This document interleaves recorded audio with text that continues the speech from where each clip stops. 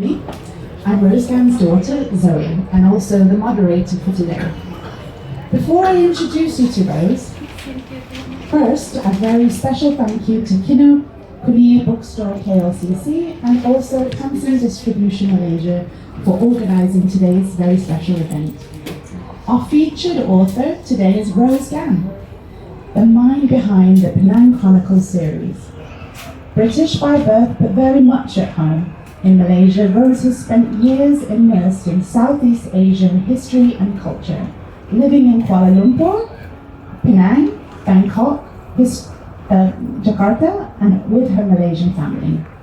With an academic background in ancient and medieval history and classical languages, she has taught in both the UK and Malaysia, and served as a docent at museums across the region, contributing extensively to museum publications. Rose is a long-standing member of the Malaysian Culture Group and trained hundreds of docents at Museum Negara Malaysia, Museum Nasional Indonesia, Jakarta. Rose's passion for uncovering untold stories shines through in her writing, beginning with Dragon in 2021, followed by Pearl and Emporium. Her book series vividly reimagines the world of Francis Light and Martina Rossells in the cosmopolitan Straits of Malacca during the 18th century. These novels spotlight the lives of local communities, especially the diverse heritage of our region, often overlooked by colonial narratives. Today we celebrate the launch of Rose's book Legacy, the fourth and last book of the Penang Chronicles series, published worldwide by Monsoon Books. Legacy continues to tell the story of Martina and her children, including William Light, the visionary who designed Adelaide, Australia. Here's how today's event will unfold.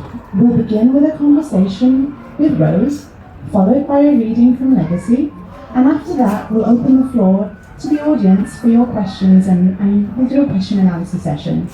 And finally, you'll have the chance to meet Rose personally during the book signing. Please join me in a warm welcome to Rose.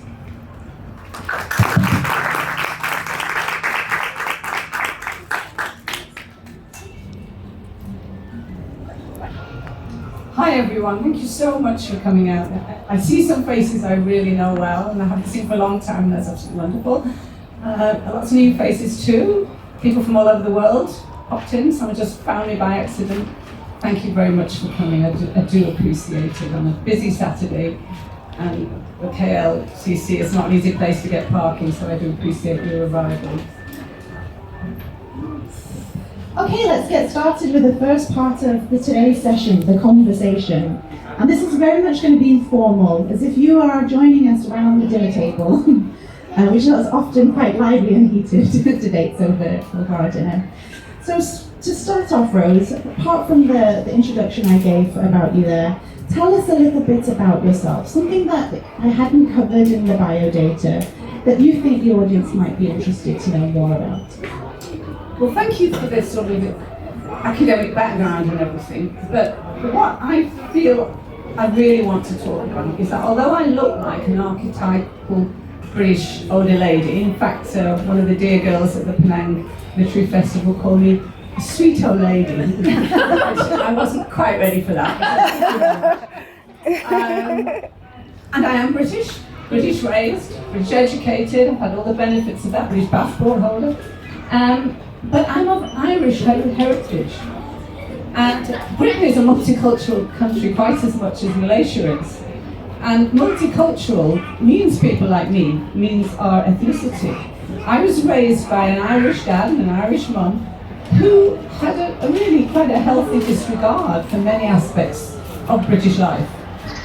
Because as my dad used to say, everything the British have done around the world, they tried on us first, right? So I didn't grow up with a sort of king and country kind of thing. We were quite a Republican family. Although that became a bit difficult when I was older, when I was at university, because I was a historian, and I realised I had to understand both sides of every story, and the complexities are not quite so simple as you think they are. Also, I was a student at the time of all the IRA activity in Britain. Abominable things happened. I was almost caught in a bomb blast myself, so I do understand the very negative side of terrorism and what can happen when independence movements go awry. But still, at the heart of me, I'm an Irish woman, and I'm always going to be critical of anything that smacks of British colonialism. So that's in my DNA, and I can't change that. Second thing is, of course, I married a Malaysian Chinese guy, and I come to live in Asia. So I was very curious as a trained historian with these kind of very critical notions of getting to know what it really was like for a country that wasn't that far from independence itself in the 70s. And it turned my world around, because I only then realised just how much my British sensibilities had affected me. I still had my prejudices. I still had my IQ. Nobody in this country queues. I had my very British ways that I still had to slough off a little bit. But that was joking apart. There were other things that were a challenge to me. And as a historian, I'm constantly sort of asking questions, finding parallels. I found a lot of parallels between my Irish heritage and things that had happened here. So that's why I want to say today that I am an amalgam, I'm a work in progress of a mixed heritage myself, married to a man from a very different part of the world, mother to mixed heritage children who will never see the world as I will see it. I can never put myself in their position. So that's the sort of breeding ground of why I think I became a novelist. Not so much the fact that I'm some British white saviour trying to tell your story back to you, because that is not the purpose of my novels. Thanks, Rose. And thank you also for highlighting that point. It's very important. So, some of the audience may not be familiar with your work, and anyone who's standing at the back, please feel free to sit down. The seats here, these aren't reserved. Just fill up the spaces if you want to have a listen to what we've got to say. You're more than welcome. We will tell you a little bit about the book, so if you're new to this, don't worry about it. But I'd really like you to do a very quick summary of the book series, just so everybody in the audience, including some of those that are floating at the background, have a level understanding before we dive into some of the questions. My 4 books are here, and I'm very proud of them. I didn't design them, somebody else did, but they look very nice. It wasn't my idea to write 4 books. I was going to write 1 book, but I didn't realise just how wordy I was going to be, so that's another story. But the 4 novels tell the story of a family over a period of 100 years. They start in the mid-18th century and end in the mid-19th century. But it's not just any family. It's the family of Francis Light and his partner Martina Roselles, and the 5 children they go on to have.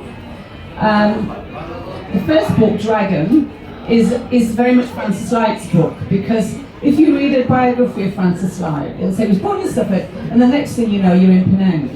But actually, Francis Light's period in Penang was what I might call the swan song of his life. It was only a couple of years. He had this incredible life that started off as a naval officer, and he was in Americas, and he was in the Mediterranean, and all sorts of things happened to him until he came to Asia. And then he had a very, very narratively rich experience in Asia. So Dragon is very much involved with that. About halfway through the book, we get really into Southeast Asia. Now, he's a man who knows nothing about it. He comes like I did with his British prejudices. But he's a man with nothing. And I think you've got to understand that most of the people who came in the 80s, they were adventurers with nothing. They came to make their fortune.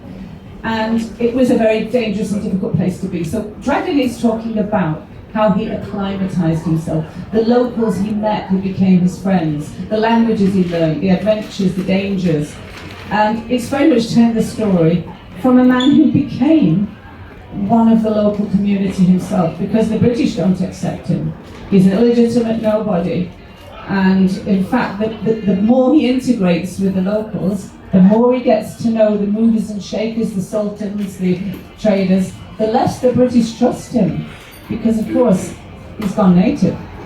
So we're finding a man that is quite complex. He's not your average British colonialist. Pearl is Martina's book. She in many ways is the Pearl. On the other hand, so is Penang. So that book will take us from, it starts with Martina's story, and we go right through that until the settlement of Penang, the birth of their children, all their domestic lives, the people they know, but also, of course, set against the backdrop of what's really going on in the Straits. And it's a very, very important moment in the life of the Straits. There's so much going on, and I'm not just talking about the arrival of colonialism. There's the Bugis, there's the Siamese, the Burmese, there's all sorts of geopolitics of the region. So I'm trying to set that in the background so that we can follow that through the lives of the people living through it. Notice, I'm not going to say that Francis Light founded Penang. He settled Penang at the end of Pearl. Penang was not lost, right? It had been there for a long time. It's a very controversial question. Maybe you're sitting there with a question about, well, why did they have a right, and should it belong to Kedah, and should it belong to Siam? Ask that question later. But the point is he did. He settled it in the name of the British, very controversially. He had no permission to do so, and that's where Pearl ends. So it's not really the end of the story, because he's got a lot of problems facing him. Emporium is the story of those early years in Penang, and it's a difficult time. War with Kedah, war with the French brewing. I've got a French lady on the front, got to be very careful here. The Dutch are also part of the whole story. Francis Light ends up getting caught by the French, so there's all sorts of things going on in Emporium. And the British are not very interested in Penang. They're kind of thinking, we've got all the things that are going on in Europe.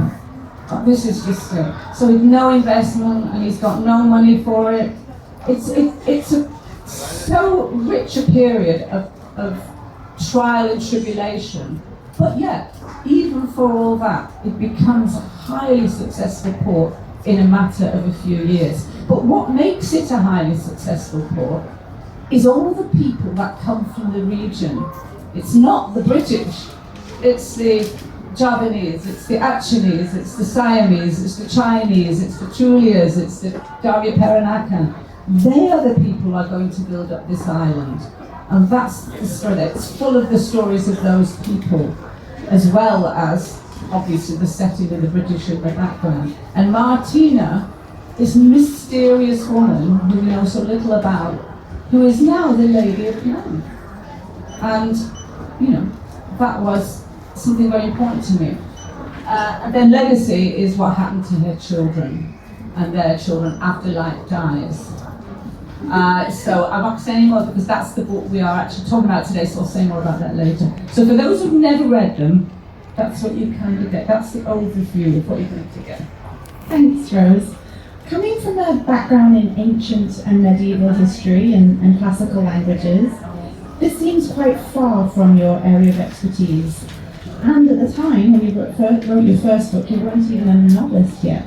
What drew you particularly to this story? What inspired you to take on such a difficult challenge, jumping from historian to novelist? I have to admit that history teachers, once they get into schools, have to teach every period. I mean, whatever I studied was not that relevant anymore. And quite often when you're teaching, you're a page ahead of your class sometimes, because you don't really know much about that particular topic. But the only period I never, ever studied or was remotely interested in is this period. This was just where my knowledge stopped. So I came to it from a wholly different angle. I hadn't really got an interest in it until I came to live in Penang when my husband got a job there. It was a time in my life when my children were at university. I'd given up my job. I was a teacher who no longer was teaching. I had all this time on my hand, and I didn't really know what to do with myself. But I'm a historian, so I thought, well, this is a really interesting place to be. So let's find out the history of it. So I walked the streets of Georgetown, this is 25 years ago. There wasn't all the heritage opportunities that there are now in Penang. So, but on the other hand, I could see it in a fairly raw state, so it was possible to envisage an earlier Penang. But I remember one day having an experience at Penang Museum, which is now not open, although it does say outside it will open in 2025. It is now 2026 and it's not open. But when it was open, there was one section which was talking about Francis Light, and it had this huge blow-up of his last will and testament. And I remember reading it, and it said, I give and bequeath everything I have to Martina Rosells, my common law wife. And that seemed to me a really big deal, because I mean, this is the 18th century. She's just a local woman that was his mistress. He gave her everything. I mean, that doesn't seem to me the normal will that somebody makes. You know, it always goes to the nearest male relative, or particularly the British. And that's when I started to ask British, who is this woman? You know, what do we know about her? Did she get it? I mean, did she get all his property? Was this honoured, this will? And that began, that one-day trip began a process of me going down further and further and further into a rabbit hole to try to see if I could find out anything about this woman. And of course I couldn't. She is completely invisible from the historical story, which is not unusual, right? Because women are always invisible in the historical story. Not just women. Local people are always invisible. Nobody tells the story of the local people. They're just a background in films, you know, and everything's happening in the British centre stage. But I was determined to find out more. Obviously, the only way I was going to try and do that was to find out more about Francis Light.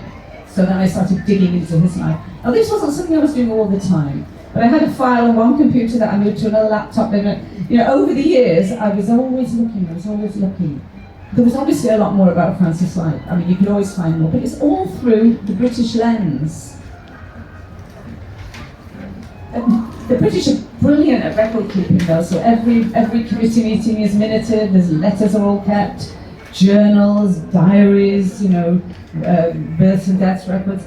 I could get a picture. I even knew which ship he'd been on at every point in his Navy life and where he'd gone and what had happened.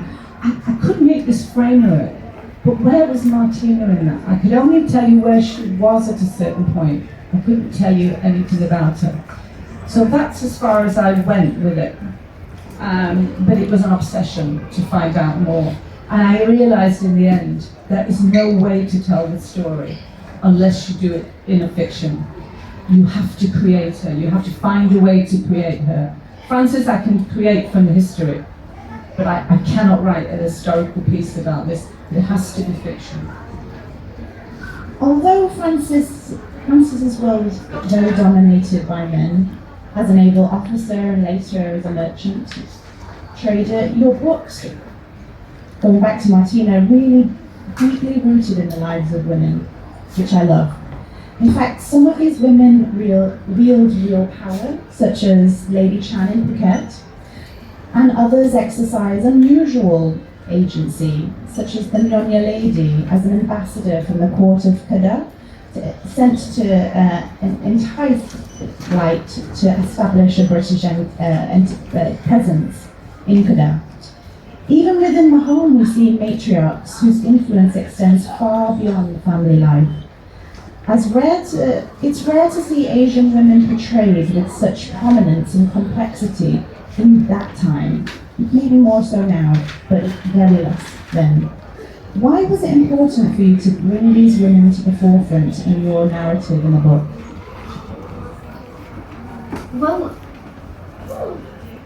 I'm a woman and a historian, and I'm always frustrated by the lack of agency women appear to have in history.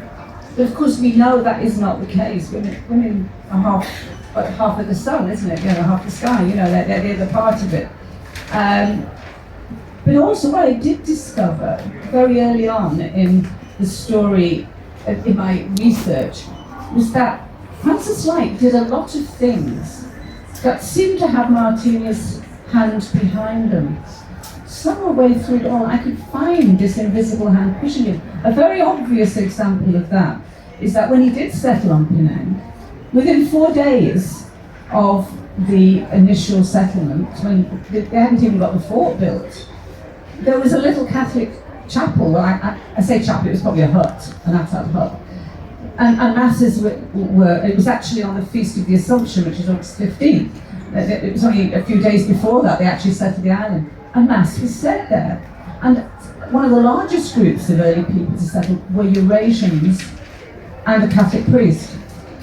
Now, Francis Light is not a religious man. There's no point in his life he ever shows much interest in religion. There is no Anglican church in Penang until 1816, something like that.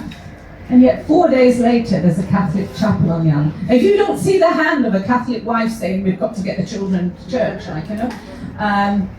So I thought, she's there and thereabouts, and she's making an impact on his decisions and what he does. But how am I going to find out how it was to be a woman at that time? So Zoe mentioned some of the women that I used as my models, and one of them was really, it's very, very important, is Lady Chan in Phuket. Now, I don't know how familiar you are with Phuket, because most of us just visit the beaches there, but if you go to Phuket and you go in towards the interior to a place called Talang, right in the middle of the road there is the heroin monument, and you cannot not avoid going round it. It's a main thoroughfare on the highway. And there's two Thai ladies there, and they are Lady Chan and Lady Mok, her sister, who are very highly thought of in Phuket because they drove off the Burmese. They led the locals to drive the Burmese off in a very famous incident that happened in the 1760s. And every April, if you're there, they spend the whole weekend reenacting it. There's all sorts of plays going on. It's really, really important to the people of Phuket. She was a phenomenon, Lady Chan. She virtually ran the island for all her life, from when she was young till when she was an old lady. She was married to, and the daughter of a governor, and the mother of governors and so on, but she ruled through them. They did what she said. She was also the main trader on the island. And I thought, well, let's find out what we can. And there's a lot of information in Thailand about Lady Phuket, especially because her niece married one of the Ramas, one of the kings. So I mean, she's got royal connections as well. So I spent a lot of time reading Thai history, and also, interestingly enough, Lady Chan knew Francis Light really, really well. There are reams of letters between them. In Thai, he wrote Thai as well as read it, and he may have known her very, very well. There's an implication that there was, when they were younger, there was, something going on between them. And at one point, Lady Chan and her later husband wanted Francis Light to be the governor of Phuket. So that's how close the relationship was. So I thought, if Martina really is a Phuket woman, of quite a good family, because she's at the court of Kedah, so she can't be a nobody, then she's part of that world of influence, the Siamese nobility. Now, I made my one big lie, that there's one big invention in the book. When I studied these women, I found there were three sisters. There was Lady Chan, there was Lady Mok, and there was a third sister who married and left Phuket. I thought, how about she married a Portuguese Eurasian and went to live in the court of Kedah? And that would then link us completely to Lady Chan, so I could really dive into Lady Chan's life. So please don't think that is true, that I know for sure that they're related. But the interesting thing was, Lady Chan's mother was Malay. Lady Chan's father was a Siamese nobleman. And it is said of Martina that her ancestry was, she was a Malay princess. The Malay lady who had married Lady Chan's mother was from, she wasn't from the royal family, but she was highly placed at court. So there's a princessy kind of connection. There's Siamese nobility. And then here we have this obviously Portuguese Eurasian husband, because the name Martina Rizels is not Malay. It's not Thai. There's a name floats around, Tong Di, in the bits we know about Martina. Some say it could be her Thai name. Some say it could be her sister's name. Some say it could be her mother's name. So that I thought, I've got you. You're the mother, you're the Nonya lady, and you are the link to the Chang family. So I am admitting a creation there. But then I had a whole reality for her. So even if it isn't the actual reality, she had to have a similar reality to that, otherwise she wouldn't have been moving in the circle she was. So that's basically how you create it, you know. And once I created her, feeling that her relationship with Francis was a strong one. He left her everything. They were together 22 years. Then I came across in the Thai histories that they were married in a Catholic church. They were married in a Catholic church in Phuket. That they actually were married. They were married in the early days. There's also a story that they were married at the royal court in Kedah. But let's face it, to the British, that's not a wedding. Neither is a Catholic wedding. Catholic wedding, jump in the bush as far as they were concerned. So they always depict this couple as not married, and maybe he also didn't want to admit that he was married because that would affect him. From about the late 1780s onwards, the British India Company did not like any marriages with indigenous women. Any children born of that was it. Sleep with as many as you like, have as many BBs and mistresses, but they are not the same thing. So they started importing women from Britain. They used to call it the fishing fleets came over with all eligible ladies. So he has to pretend that he is not married and just got this local lady, but it's clearly something other than that. So all these things together made me feel I had the right to say this was a marriage and this was real. Just as a point of interest, do you know it's still not possible for a Catholic to be the King or Queen of England. It's still not possible for a Catholic, well, it is technically possible, but it's highly unlikely it would happen for a Catholic to be the Prime Minister of England. Boris Johnson skirted the edges of that a little bit. Tony Blair did, but they actually were not in the Catholic faith when they were in power. And yet we had a Hindu Prime Minister. So please understand that Catholicism is a big deal, you know, and it was very much a lower status, and maybe that's something that isn't generally realised in Asia. So out of all this came Marty. I'd just like to ask a follow-on question. Because so much of the book is rooted in women's stories, Asian women's stories, and you're quite obviously not an Asian woman. Where did you draw your inspiration or the characters and the experiences and the feelings of the Asian female characters that you drew and built into the story? Where did that come from? Well, it came from all you Asian women here. I mean, people don't change. I had, so she's passed now, but my husband's mother was an amazing woman. She was a fantastic character. She was I could give a lecture on her life, but I won't do. But she was an amazing woman. But she's not the only one. When I arrived with my British sensibilities and a woman's liver, these women over here are going to be so put down, and they'll all be married with children and they won't be as liberated as I am. And my eyes were opened in Asia. Asian women are strong and powerful, and they rule the roost in their families. They're professionals, they're very well educated. Even the ones who aren't educated, they run the business. The husband's a fisherman, they're selling the fish in the market, They're running stalls at night, The women of Asia, you can't keep them down. And I realised I only have to look at the women I know and the way they react to life to understand how I can devise it. But I don't think people change over history. Their technology might change, their clothes might change, and so on. But they all want the same for their children, and they all have this drive, and they're all tiger mums, right? And the men do what they're told in Asia. I mean, that it doesn't matter whether you're Chinese, Malay, Indian, Eurasian, whatever you are. It's the women who are usually the ones who are the strongest power. I have great respect for Asian women. And I realised that Asian women in the 18th century most definitely had more agency than their sisters back in Europe. I mean, have you read Jane Austen? I mean, what opportunities are there for a girl? Nothing. There is no job you can do.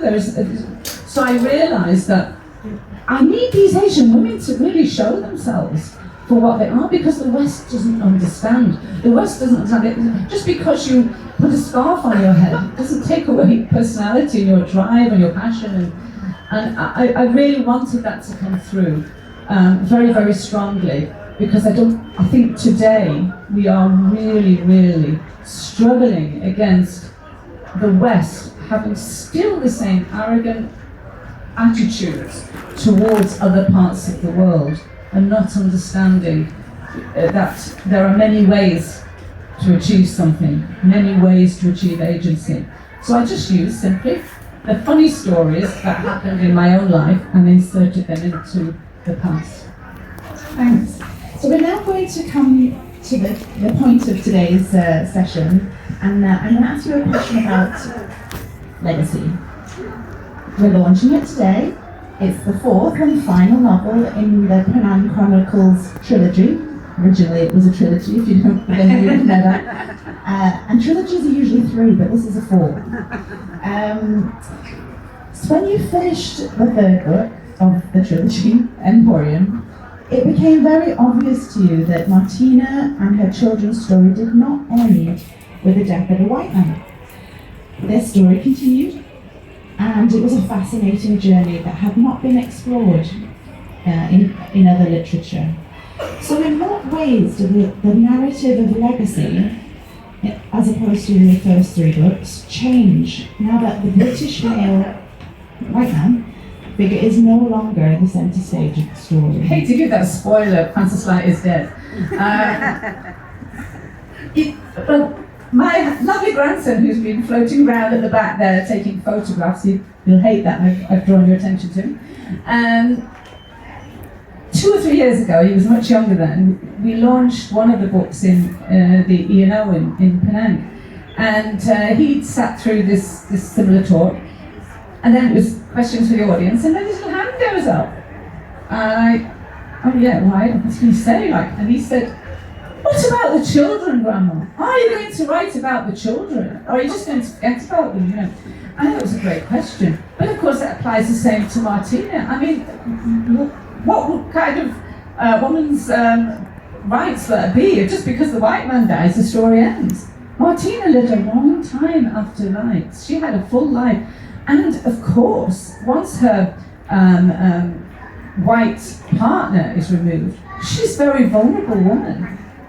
In the years after Light, the British came into Penang with full imperial control. It became very soon afterwards the 4th presidency of India. So it was now a British island. The vision Light had for it was long gone.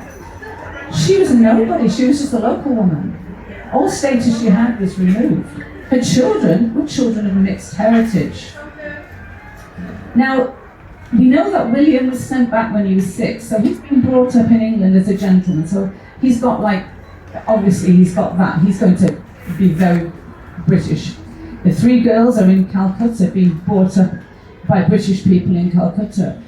So they must be very British, and they will eventually all marry British people, The Loon, the youngest, is left with his mother, and he, I'm afraid, will always carry the stain, I know it's a wrong word to use, but that will be regarded as a stain of his indigenous quality more than the others. But even the others are always going to be of mixed heritage. There's a terrible phrase I hate to use, passing white. The only way you could survive is if you passed as a white person. Basically, you pretend you're what you're not. You don't let anyone know. You act more British than the British. But you know what? They still always know. They always know. And mixed heritage doesn't mean white, does it? Mixed heritage means indigenous. And although they did remarkably well, there are so many times in their lives when they are living a lie, when they are having to pretend they're something they're not. and I think it has particular impact on the male members of the family. The girls are pretty, they make good marriages, it's perhaps a little bit easier for them. But the men, they carry a burden, and that burden is getting worse. In the 18th century, there were so many people like William Knight and Martina with children.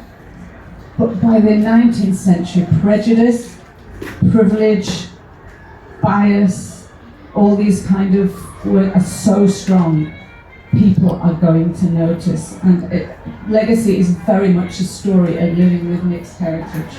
It's a different angle, really, from the other three books. It's also a global story. William Knight is all over the world. He's in Britain, he's in France, he's in the Peninsular War against Napoleon, our French here. Sorry about that. He's in Egypt, he's in Italy, he's everywhere, and then eventually he's in Adelaide. So we travel around the world with William Knight. Lenoon, the youngest son, he's in Java with Raffles, so we get some very interesting perspectives on Raffles. I would like to say the truth about Raffles. It's about time somebody told the truth about Raffles. He was not the gentleman people might presume that he was. And then we get the girls in Calcutta in their lives. So it's a very global picture, very different picture. And it ends in Australia with, funnily enough, a very similar thing happening to William than happened to his father. His life seems to echo his father, because he then is responsible for the settlement of a major city in Adelaide. And he kind of, by the end of his life, manages to achieve the thing that his father did, with probably more hurdles than his father had against him. Let me just stop you there for a second, because prior to mentioning William in Adelaide, you mentioned some really truly complex and significant historical events. And as an author, on such a broad canvas, how do you distill that into a singular, compelling story that keeps readers engaged? Because that's very much the way that you write. But there's so many different events in the last book of the Legacy. You know, I'm sure we've all read books where we know that the person who's written the book knows a lot of stuff, and they're going to make sure you hear it, and it's a bit tedious, you know. That is the danger. Just because I'm interested in something, because I'm a historian, doesn't mean to say my reader is. I'm also a museum docent, and so I train other docents, and I always say to them, you've got to know a lot, but you must never tell the lot that you know. Because that would, people would be running for the hills. They're coming just for an hour tour in the garden. They don't want everything you know about something. If somebody asks a question, you can pull that out of you and show how clever you are. But it's the same thing with a novel. You know, you've got to do your research, but you've got to use it very, very lightly. And I had to read books about the life of Wellington, and I had to read Battles of the Peninsular War, and this is dry stuff. I'm telling you, journals of various generals. You do not really want to pick those up. But I found all sorts of fascinating stuff in it. But I can't pull that down on the page. I've got to use it very lightly. So what you have to do is follow the people. Concentrate on the narrative people. They are there in the middle of all this. We are living in 2026. There's so much happening in our world, it's incredible. But we just live day to day, don't we? And some things are good and some things are bad. And you've got to follow the story and use the bigger story of the history where it needs. And only give enough knowledge for the reader to get the point. If you want to know about the Peninsular War, read a history book, don't go to me for that. On my website, I've got a lot of information, if we'll back you up on that. But I have a very favourite author called Bernard Cornwell. I don't know if anybody knows Bernard Cornwell. Now, he's not the most literary of historical novelists, but he writes a darn good story. And if you don't recognise his name, he's responsible for this series about Sharp, which was set in the Peninsular War, and The Last Kingdom, which has been a really, really great TV series and film about Anglo-Saxon England. But he was asked the same question, and he said, history and all the information is the big story, right? There's the big story of what happened and all the data and all the research and all the documents you read and the biographies and so on. And then there's the invisible people who lived through that time. Your novel is somewhere in the space between. We have to have the big story and the small story, and the novel happens in that gap in between. And you must be very, very conscious, and you must be very self-disciplined as a writer, that you remember nobody's interested in the fact that you read a 500-page history of the life of Wellington. You know, they do not need to know that. But you need to have read it. You know, so I guess that's what it is. Follow the people. That's what historical novels about. Thank you, Rose. Well, we've got somebody putting their hand up, so yeah. I'm going to take one question and then, just one sec, we'll go into a reading. Go ahead. One of my favourite characters, which I think you acknowledge is made up, Sulaiman. And I just love it as a character because he's, I think Francis Light's success was to his name, and he is kind of an orphan, but also, can you tell us more about him? Yeah, I'm actually really, really glad you brought Solomon up, because Solomon is one of those kind of characters that you didn't really expect him to be as important as he ended up being. Sometimes characters write themselves, you know, but basically the reason I had an idea for this was because I did notice that all the great white men in Asia, they always have a mentor who's local. You know, you've got like Wallace and Ali and Magellan and Enrique of Malacca and Rajabrook and don't know how many people, and Raffles has Munshi Abdullah. And it's that person who teaches them the language and the culture and I thought, Light needs somebody like that when he first arrived. He's also an orphan himself. He's an illegitimate child and orphan himself. So I had this idea for creating that. And then I did come across Solomon. He isn't actually a complete invention. I was reading the writings of a man called John Crawford, who was actually the second governor of Singapore. He followed Raffles. And he was a doctor and became an ambassador through Asia. He's written lots of books about his travels in Asia. But he was interviewing people in Penang. I mean, I'm talking now about 1820 or something like that, maybe 1815. And he interviewed Juragan Solomon, who was a Malay captain of a small fleet of Malay trading vessels, who seemed to be able to speak some English and had a great love of the British, absolutely hated the Dutch and French, and he'd been sailing these waters, and he was a very old man. Well, I don't know what old man means in the terms of this period, because I mean, he was still working, so I guess it was in his 60s maybe, or something like that, you know. And then I kind of worked back and I thought, he'd have been a child when Light arrived. Well, why is he so pro-British anyway, you know?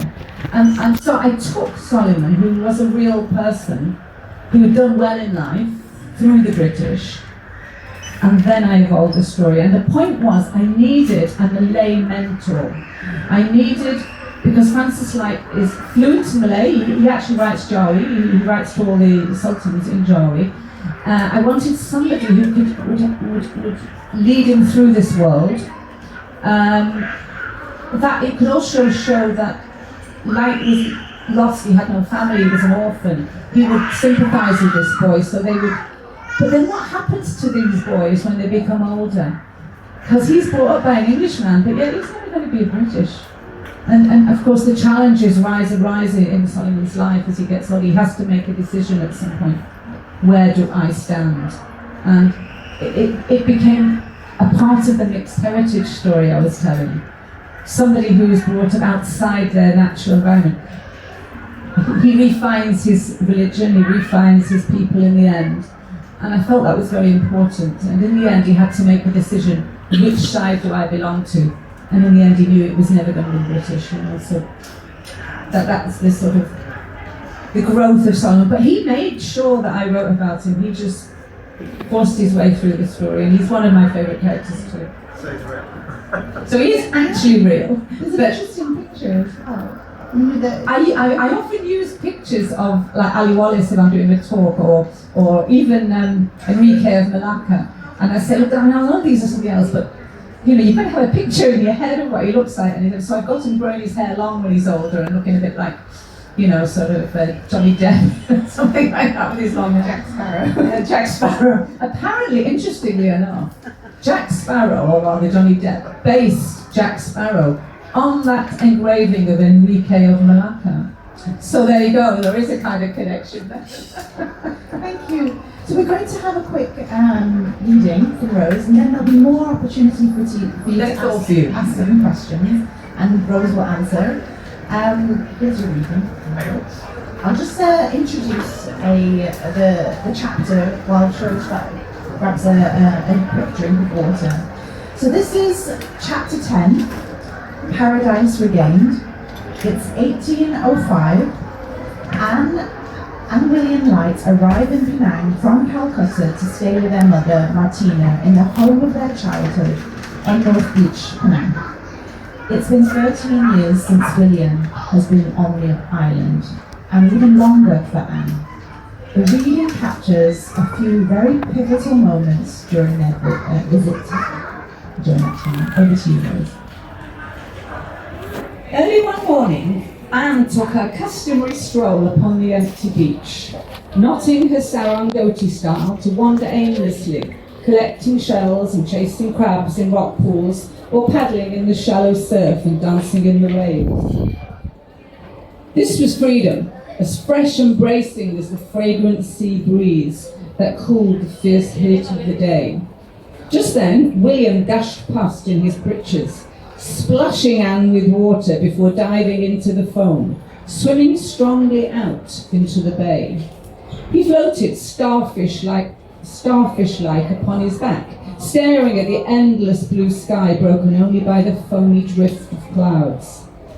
Gazing towards the land where majestic forests climbed up towering mountains, it was easy to imagine this was the earth as God had made it, before man sullied it with petty desires and oppressive rules. "Is this paradise?" Anne asked as he joined her on the rocks. Both were sun-kissed brown, wet and sandy. "If so, there's sure to be a serpent close by," he replied ruefully. "Although I rather think the odd poisonous snake would be preferable to many people I have known." His sister chuckled at her agreement. "I feel different here.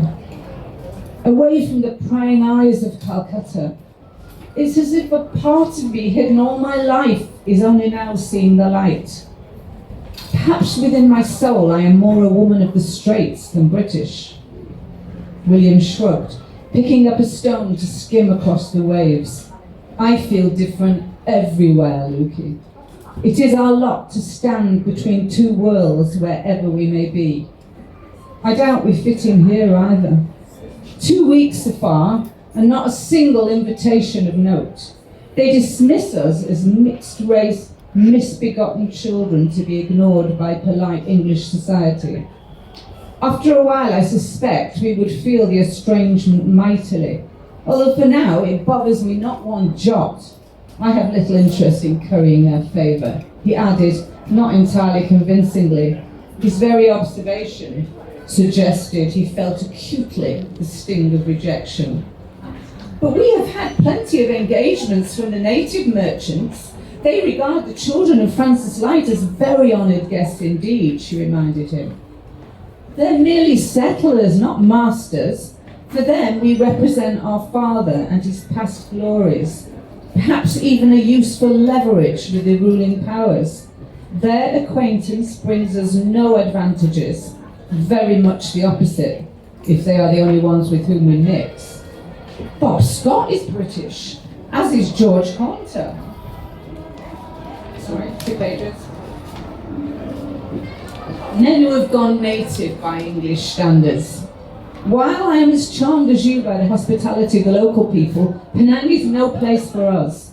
We were born here in a different time. The rules have changed. If either of us is to prosper, we can only make our way within that other British world, no matter how much we wish otherwise. He was right. Too much water had flowed under their bridge to imagine returning home a possibility. But their Garden of Eden offered much to discover.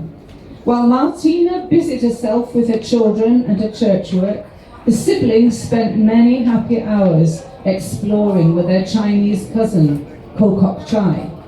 They had been reintroduced at a welcome celebration at the home of Capitan Gina, the grand old merchant Kolei Huan. Kok Chai and William were of a similar age. Had William grown up on the island, no doubt they would have been friends. The three formed an immediate bond, strengthened by regular excursions to notable landmarks on the island.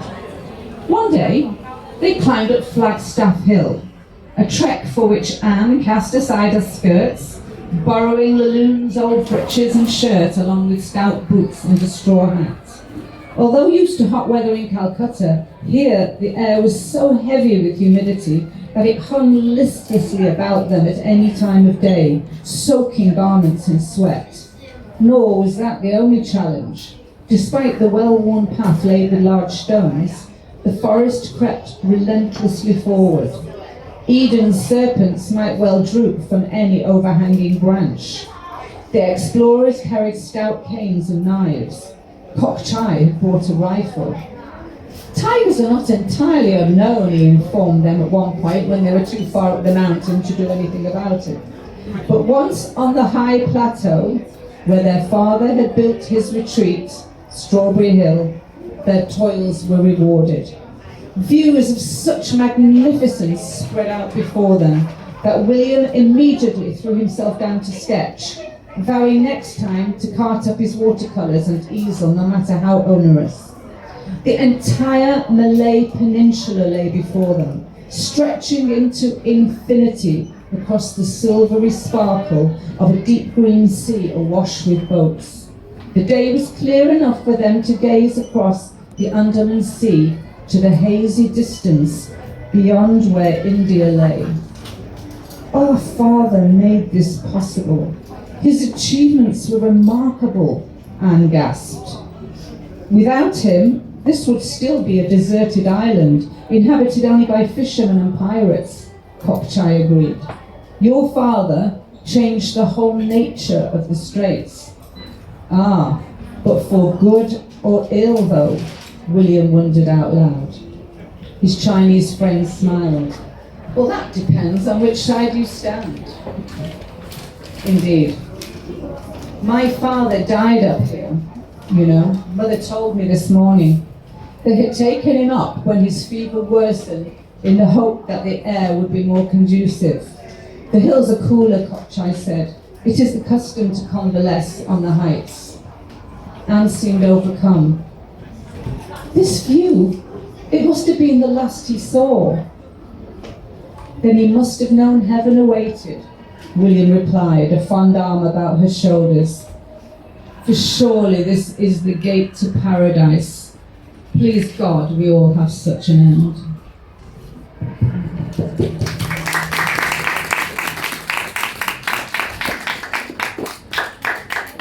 Thank you, Rose.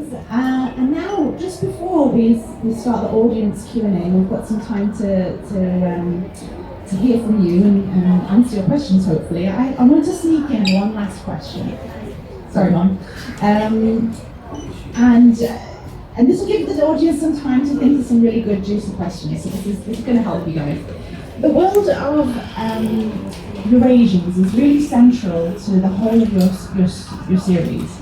Martina would have identified as Sarani.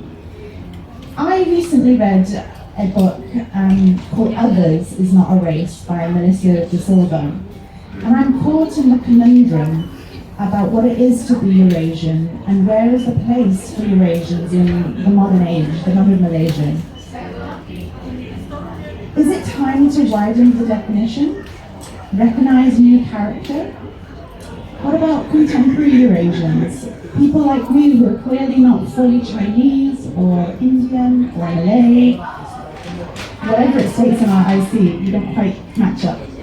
We're a blend of European, we're a blend of Asian, our heritage is blended, and we find ourselves floating somewhere in the middle. Rose, what are some of your thoughts on this? When I was teaching in garden school many years ago, I had to fill in the register list. You know? It's difficult enough doing it in alphabetical order in Asia with everybody having first, last names are all mixed up and everything. But there was a column called race, and I'd never come across that before because it just doesn't exist in England. It would not be allowed. But yet the British introduced it over here. Of course, it was they who did it. Right? I've no mistake about that. But I thought that my children were Eurasian. I mean, it just seemed to me that was the logical thing. Because I know your children are not Eurasian. Your children are Chinese.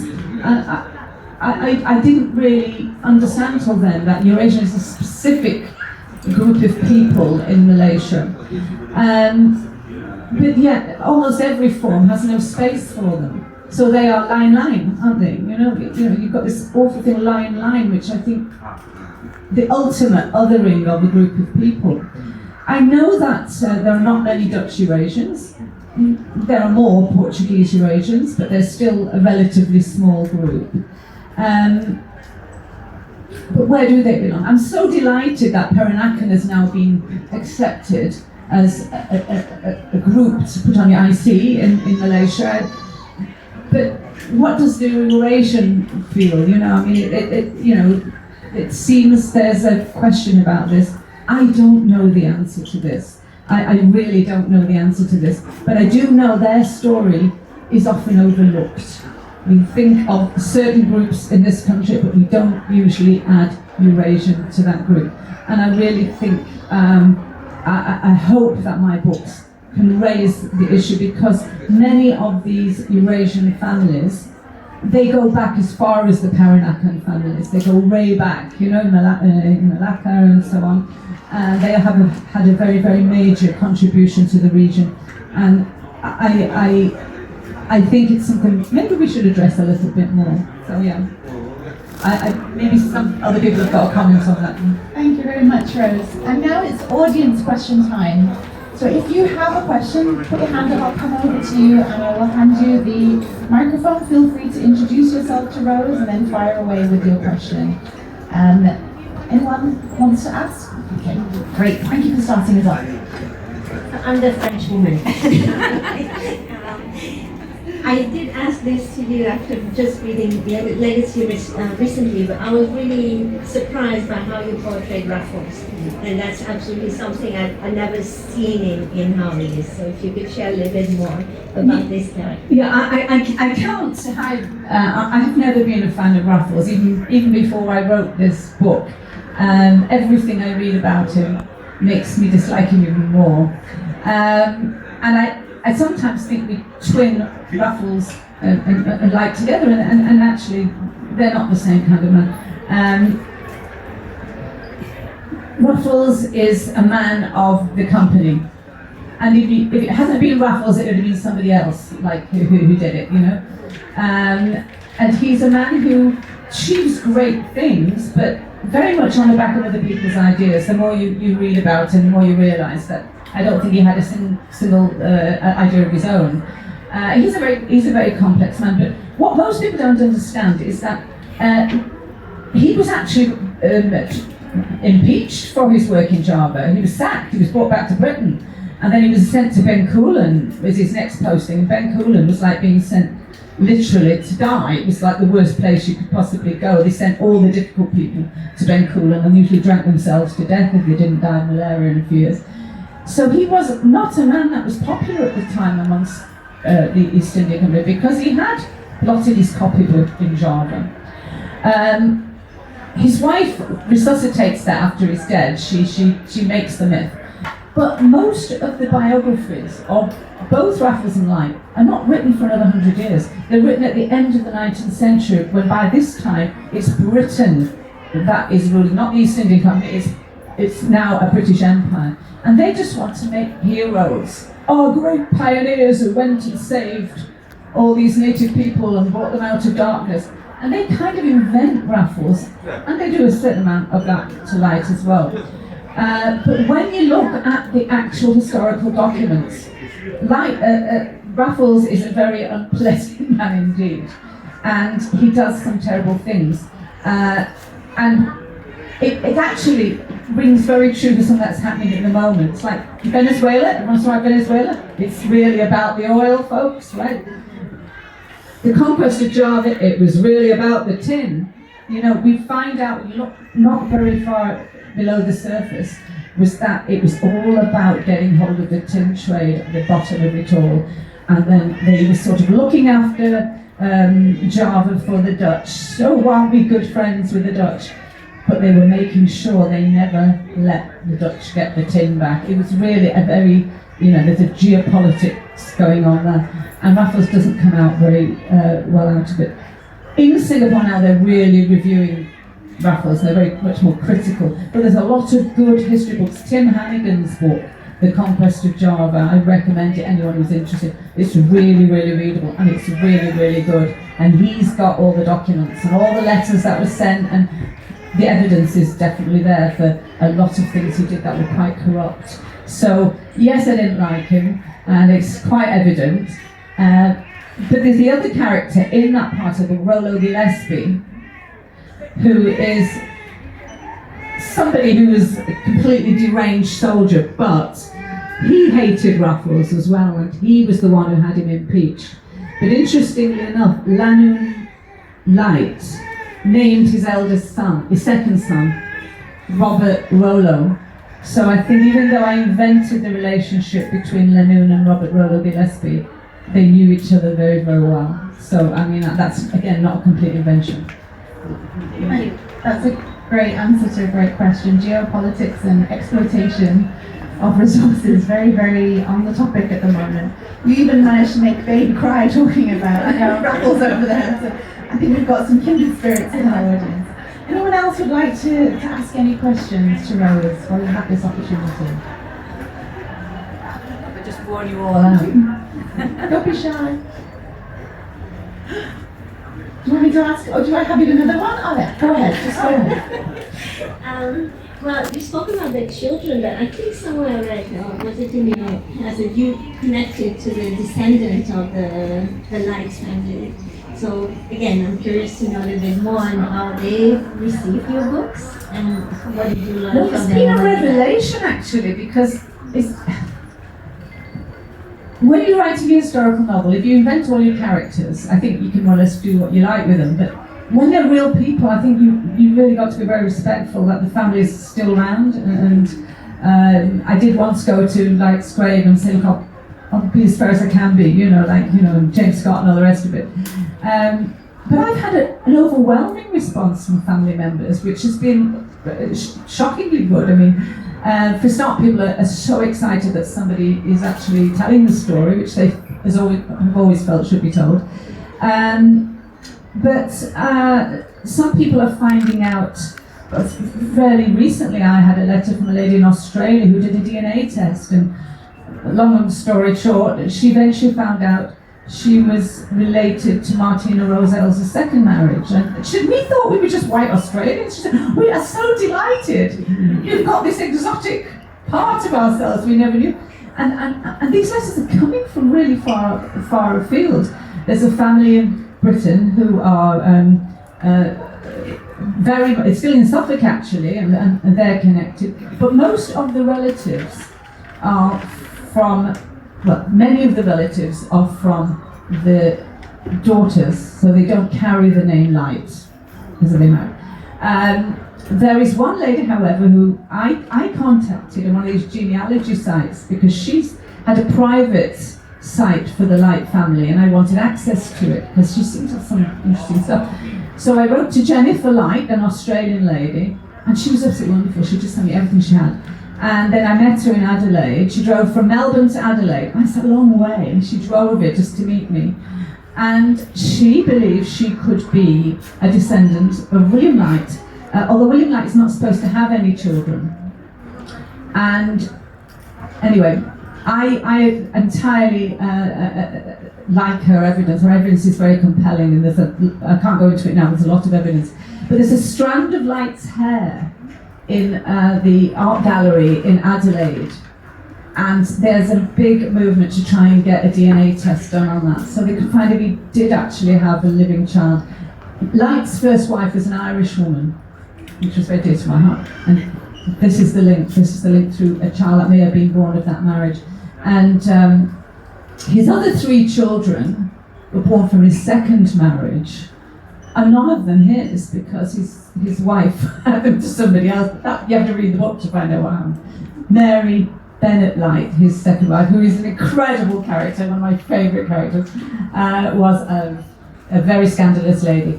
But they're not actually his children, though they bore his name. So some people think they're descended from him when they actually are not. Lanoon, however, did have 2 sons, and they went to Australia, and they definitely have descendants in Australia. But I've had all these random letters, and everybody's been just so wonderful about it. And yet I was in Penang, and I met a lady called Joanne Tan, a Chinese lady who mentioned, I'm a descendant through the capital line, through the girls' line. So, I mean, they're all different groups of people. They're all over the world. They're in America, they're in Australia, they're in Penang. And yeah, they seemed to be very, very thankful that I'd done it. And, You're going to create the Light Society. I'm going to start the Light Society. I bet there's hundreds of them all over the world. Thank you again for that second question, and thank you to Rose for answering it. Anyone else have? I thought you would. You're a bit shy. Over to you. Hi Rose, my name is Dave. My question is there any connection between Sir Francis Light and Eastern and Oriental Hotel? And Is there any connection between Sir Francis Light and Eastern and Oriental Hotel? well, there is, but it's not the obvious one. Francis Light and James Scott made sure they got the best land in Penang when they settled. That was the one thing that they had the right to do. So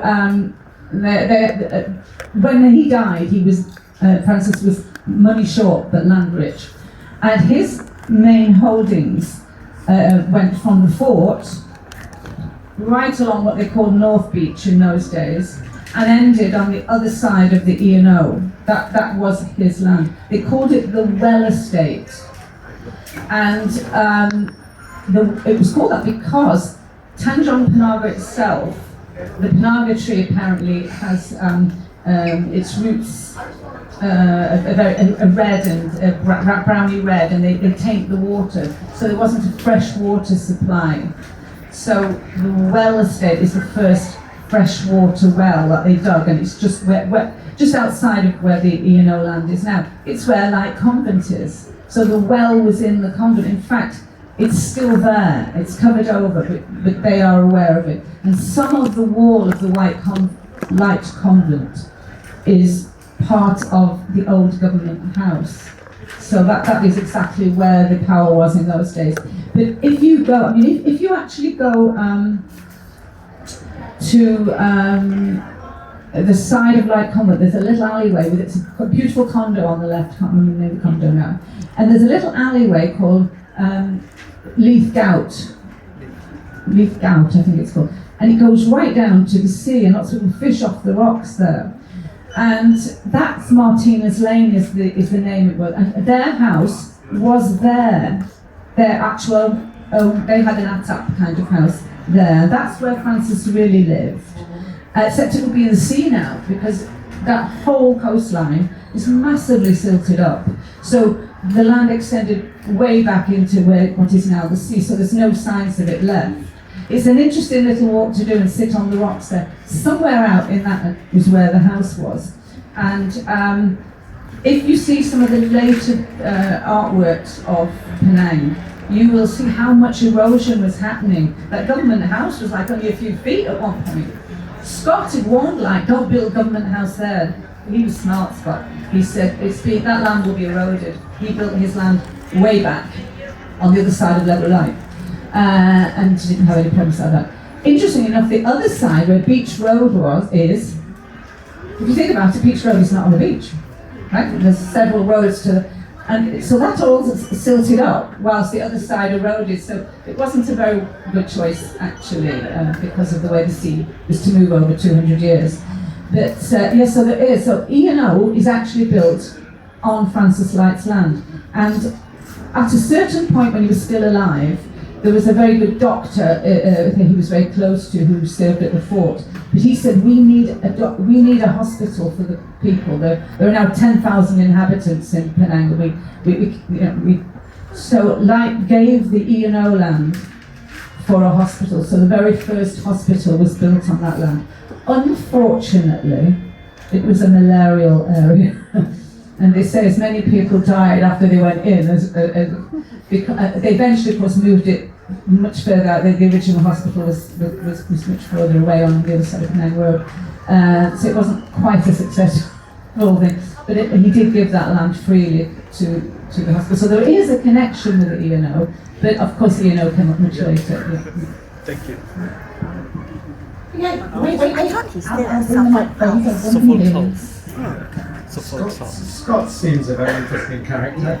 Is there another 3 books about him? No, I mean, I got in touch with an Australian academic who had a brilliant thesis on James Scott, and most of the information I got from her. He is a character. The trouble with the Scotts are, they all got the same name. You know, there's Bob Scott, there's so many James Scott, so many Bob Scott, so many John Scotts, and they are characters. And I mean, James Scott was completely went native. He didn't give 2 hoots about the East India Company.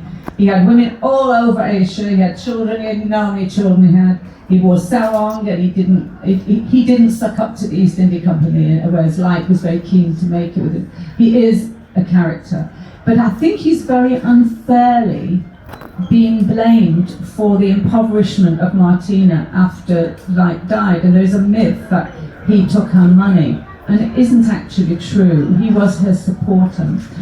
He was very close to Francis Light and very close to her. The problem was the way he provided, because Martina was very cash poor, but she had land, the way he provided for her was he bought sections of land off her, but not for a lump sum. He bought them for an annual rent to go on over a long period of time. So she always had cash. And then he maintained those lands. And if those lands were used for, like government house was his own, she would get the rent off them, but he would hold the deed. That worked until he died, but he died in 1808, and his sons just stopped. Also, the government stopped paying rents. I mean, they were. She took. Martina took British East India Company to court twice, and won. So she was feisty. She went to court and won, and did get eventually a pension and an agreement. But it wasn't Scott. It wasn't Scott who took the money. He tried his best, but it wasn't secure once he was dead. The children didn't honour the thing. It was really the estate of Scott that let her down. Thank you. We've got time for one more question if anyone has a burning question to ask Rose. And if not, I will ask one. Sorry, Mark. Shut her up. Okay, I have a load of questions I jotted down here, but I'm going to end with following on from what I asked before, a question about race. Always a tricky question. You don't shy away from uncomfortable scenes in any of the narratives that you tell.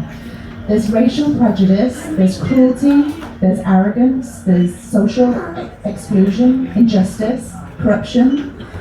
It's all shown happening on both sides, which is what you don't shy away from. How do you navigate the need to tell the truth about what's happening in a particular time with the sensitivities that you know the readers might have? Are we meant to feel uncomfortable sometimes when we read? Well, of course you are. I mean, yeah, I absolutely believe that. I'm a little bit worried now that everything's got a warning before a film or a book. You know, this might upset people of, you know.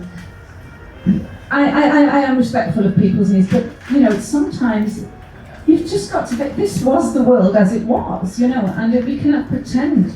I have actually not been as open as I could have been, because even I shied away from some of the terminology that was used for people.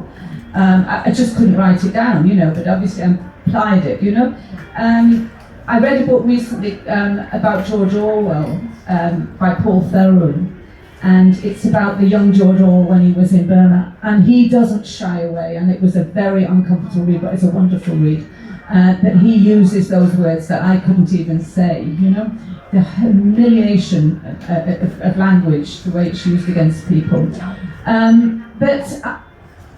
The thing is, it isn't my job as a historian or as a writer to make people's lives comfortable. I mean, for example, if I was writing a murder story, you know, I wouldn't not describe the murder, would I? Just because there might be somebody there who's frightened of blood, you know? You really have to be honest, otherwise there'll be no authenticity to your story. But you might want to pull it in a little bit. There's one scene in one of my books when I really overstep my bounds of sensitivity. I am terrified of snakes. I have been since I've got a phobia. And there is one scene in one of my books which involves a lot of sea snakes. And that was one of the hardest things I ever wrote. I shuddered while I was typing because I was describing these sea snakes. So everybody has their own particular boundaries about things like that. But I do actually think a book should make you sometimes feel a little bit uncomfortable. And it might be why you ask yourself the question, why does this make me uncomfortable? Is it because I don't think it's right, or is it because I'm frightened it's right and I've never really faced it before? I'm not here to be didactic and to teach people things in a novel, but I don't read books that are just, you know, sort of not having anything to say. And if a book has got something to say, it should make you a little bit uncomfortable. But it does work the other way around too, because the other side has its own prejudices too. I am so tired of answering the question, Dan, can you eat our food? I've been here since 1978, right? I've been here longer than most of you in the audience. So don't ask me whether I can eat nasi lemak, because I've been eating it for years. You know, I mean, the thing is, we all have our own, you know, sort of views about each other that irritate us. But I think you have to be mindful that you don't go too far, but you also have to tell the truth, otherwise there is no value in what you're writing. Thank you. Thank you, Rose, for answering my questions, and also thank you to the audience. I'm going to just say a few